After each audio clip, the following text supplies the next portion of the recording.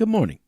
I'm Hassan Giordano, and this is your DMV Daily Dose for Wednesday, October 16th, 2019. In Baltimore, it's 62 degrees Fahrenheit with cloudy skies. Today, you can look for rainy weather, with a high of 67 degrees and a low of 50 degrees.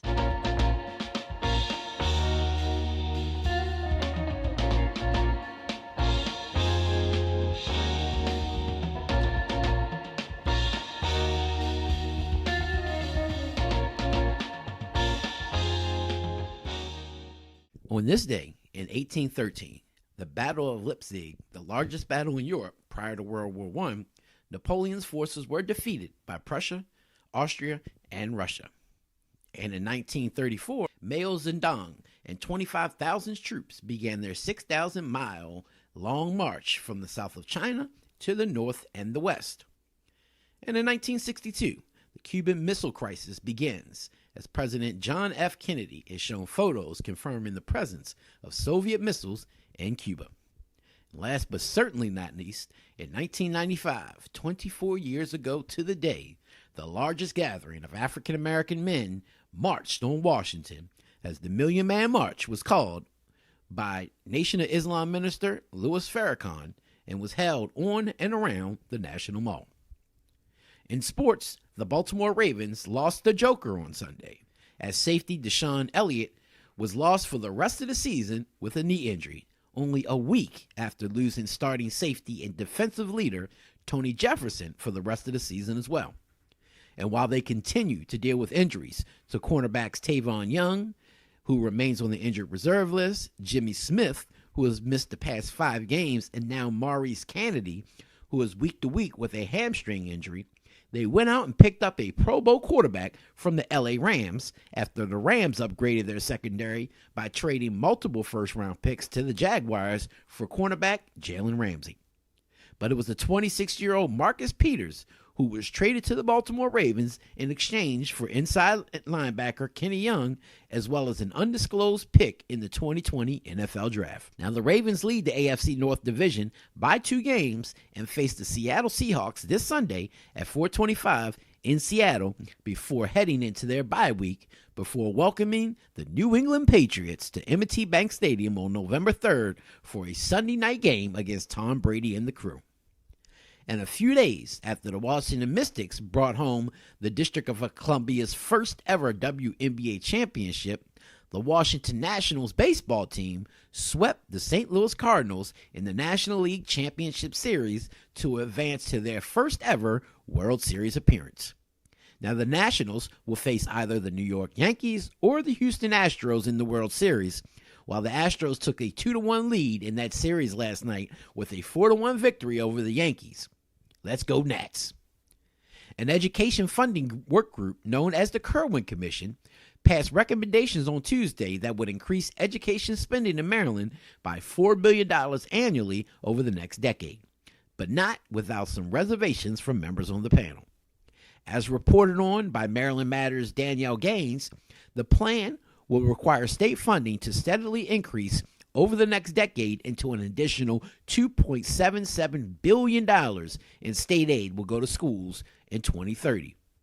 Now, county budgets would also increase during that time period, up to a cumulative $1.23 billion annually. However, some jurisdictions bear heavy burdens under this proposal, including the city of Baltimore, which would have to double education spending once adjusted for inflation from about $280.5 million that we spend today to about $661.2 million in 2030.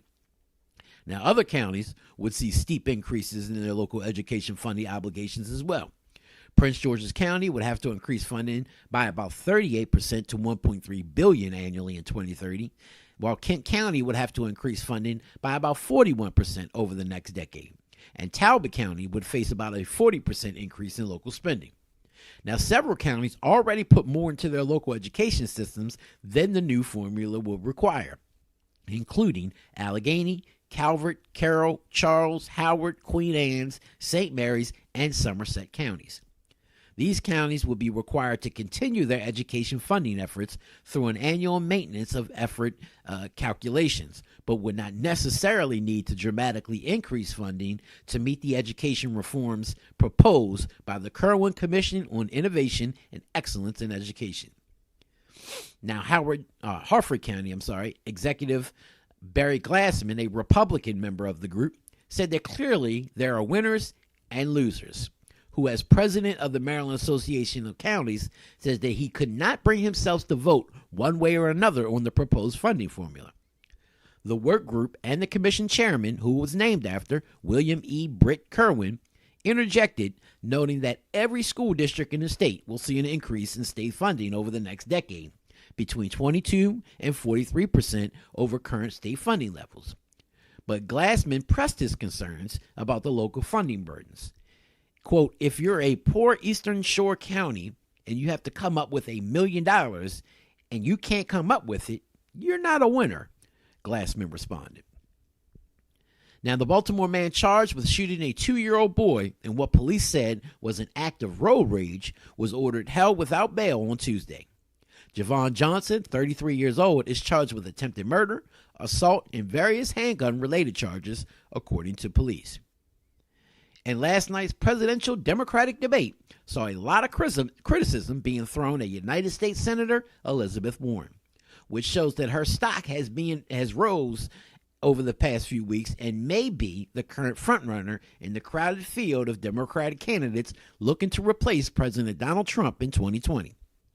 The Associated Press is reporting on last night's lengthy debate, where Warren rivals accused the Massachusetts senator of ducking questions about the cost of Medicare for all and her signature, quote, wealth tax plan in an attempt to derail her rising campaign. And with the nation's first state primaries rapidly approaching, her many challengers have dwindling opportunities to emerge as powerful alternatives to the progressive agenda that she's been championing. And last night, I had an opportunity to sit down with Ashley Overbay Underwood, Trey Murphy, and Tawanda Jones to discuss the controversial gag order policy being used right here in the city of Baltimore, especially in cases of police misconduct, as we discussed the Overbay Underwood case that made it all the way to the U.S. Fourth Circuit, who ruled that the practice was unconstitutional hush money. Now, we also had an opportunity to discuss the pending legislation to change their practices pending before the Baltimore City Council, along with the opposition of Mayor Bernard Jack Young and City Solicitor Andre Davis. You should tune into the show to find out how many of the 15 council members, which include the City Council President, are currently in favor of the legislation and how many would be actually willing to override a mayoral veto if it comes to that. Now, you can tune in by going to our Facebook page at DMV Daily News, where you can watch all that as well as the 5-hour marathon of candidate interviews we did the other night for the Value My Vote 2020 series, where you see 9 different candidates vying for your vote in next year's elections. I'm your man, Mr. Politics, and this has been your DMV Daily Dose for Wednesday, October 16th, 2019. For all your daily doses and more on the articles that I have covered, just go to www.dmvdaily.news.